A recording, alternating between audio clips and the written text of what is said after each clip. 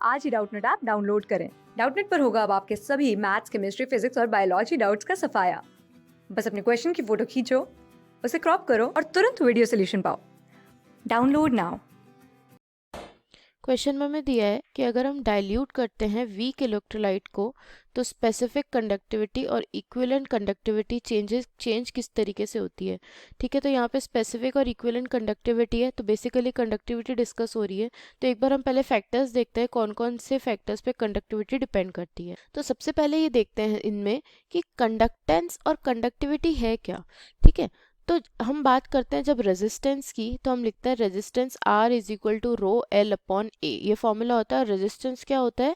Resistance होता है वो रुकावट जो कि इलेक्ट्रिक करंट को फ्लो होने नहीं देती। ठीक है, तो वहाँ पे जो अगर हम रेजिस्टेंस का अपोजिट कर देते हैं तो वो क्या हो जाता है? कंडक्टेंस। ठीक है, अब अगर हम इस चीज़ में क्या करते हैं, यहाँ पे अपोजिट कर देते हैं या रेसिप्रोकल कर देते हैं रेजिस्टेंस का, तो वो हो जाएगा कंडक्टेंस। तो रो का भी रेजिस्टेंस रो का भी हो जाएगा ये, और रो यहाँ पे क्या है? रो यहाँ पे रेजिस्टिविटी। तो जब हम इसका रेसिप्रोकल करते हैं, ठीक है, तो ये बन जाता है क्या? कंडक्टिविटी। ओके, तो कंडक्टिविटी है क्या? Opposite of resistivity. अब फैक्टर्स, तो पहला फैक्टर जो होता है जो कि कंडक्टिविटी को इफेक्ट करता है वो होता है टेम्परेचर। ठीक है, जब हम टेम्परेचर इंक्रीज करते हैं तो आयनाइजेशन बढ़ जाता है, और आयनाइजेशन बढ़ने की वजह से जो कंडक्टेंस है वो भी इंक्रीज हो जाता है। तो मतलब अगर टेम्परेचर इंक्रीज होता है तो कंडक्टिविटी भी क्या हो जाती है, या कंडक्टेंस भी क्या हो जाता है? इंक्रीज हो जाता है। ठीक है, अब कंडक्टेंस और कंडक्टिविटी एक ही तरीके से वेरी करते हैं। ठीक है, क्योंकि जैसे रेजिस्टेंस रेजिस्टिविटी पे डिपेंड करता है, वैसे कंडक्टेंस कंडक्टिविटी पे भी डिपेंड करता है। फिर हम बात करते हैं नेचर ऑफ इलेक्ट्रोलाइट की। तो अगर हमारे पास कोई स्ट्रॉन्ग इलेक्ट्रोलाइट है, तो स्ट्रॉन्ग इलेक्ट्रोलाइट हमें पता है 100% आयनाइज होता है। 100% आयनाइज होता है तो उसकी कंडक्टिविटी भी हायर होगी। ठीक है, तो स्ट्रॉन्ग इलेक्ट्रोलाइट की बात करें तो स्ट्रॉन्ग इलेक्ट्रोलाइट के केस में हायर कंडक्टिविटी। और यही अगर हम वीक इलेक्ट्रोलाइट की बात करें तो वीक इलेक्ट्रोलाइट 100% आयनाइज नहीं होता है, तो उस केस में लोअर होती है कंपैरेटिवली कंडक्टिविटी। थर्ड फैक्टर जो होता है वो होता है साइज। अब अगर किसी आयन का साइज बड़ा है तो उसको मतलब कह सकते हैं उसकी आयनिक मोबिलिटी कम होगी। ठीक है, उसको ट्रांसफर करने में या इधर उधर जाने में उसको टाइम लगेगा। और अगर उसकी आयनिक मोबिलिटी घटेगी तो उसकी कंडक्टिविटी भी घट जाएगी। ठीक है, तो इसका मतलब अगर साइज पे हम देखें तो अगर आयन का साइज बड़ा होगा तो उसकी कंडक्टिविटी लेसर होगी। ठीक है, क्योंकि आयनिक मोबिलिटी उसकी कम हो जाएगी, और वाइस वर्सा। ठीक है, फिर जो एक फैक्टर हमें स्टडी करना है वो है कॉन्सेंट्रेशन, जो कि क्वेश्चन से रिलेटेड है। ठीक है, अब कॉन्सेंट्रेशन में हमें सबसे पहले देखना है कि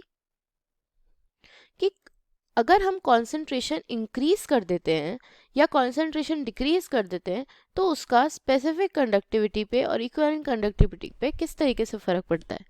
तो अगर हम स्पेसिफिक कंडक्टिविटी की बात करें तो अगर हम कॉन्सेंट्रेशन इंक्रीज कर दें तो कॉन्सेंट्रेशन इंक्रीज करने की वजह से नंबर ऑफ आयंस इंक्रीज हो जाते हैं पर यूनिट वॉल्यूम, और नंबर ऑफ आयंस अगर पर यूनिट वॉल्यूम इंक्रीज हो जाते हैं तो कंडक्टिविटी भी इंक्रीज हो जाती है, स्पेसिफिक कंडक्टिविटी इंक्रीज हो जाती है।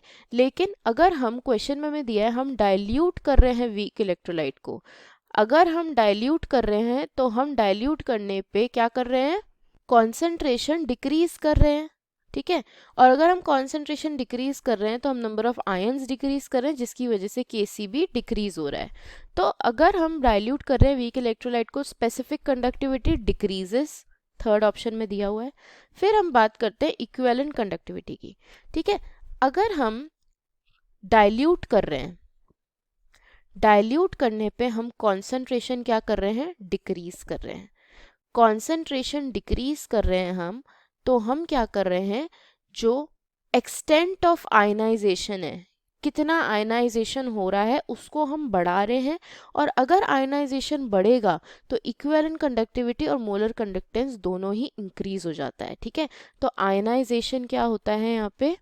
आयनाइजेशन हो गया इंक्रीज, लेकिन आयनाइजेशन इंक्रीज होने की वजह से इक्विवेलेंट कंडक्टेंस क्या हो जाता है? इंक्रीज। ठीक है, तो हमें एक चीज़ ध्यान रखनी है, अगर हम डाइल्यूशन करते हैं, हम कॉन्सेंट्रेशन डिक्रीज करते हैं तो स्पेसिफिक कंडक्टिविटी घट जाती है, whereas equivalent conductivity increase हो जाती है। इक्विवेलेंट कंडक्टिविटी इंक्रीज इसलिए हो जाती है क्योंकि आयनाइजेशन बढ़ जाता है। तो सी ऑप्शन में हमें ये दिया हुआ है, करेक्ट ऑप्शन हो जाएगा। Okay, thank you. क्लास 6 से 12 से लेके नीट, IIT, जेई मेंस और एडवांस के लेवल तक 10 मिलियन से ज़्यादा स्टूडेंट्स का भरोसा। आज ही डाउनलोड करें डाउटनेट ऐप या व्हाट्सएप कीजिए अपने डाउट्स 8400 400 400 पर।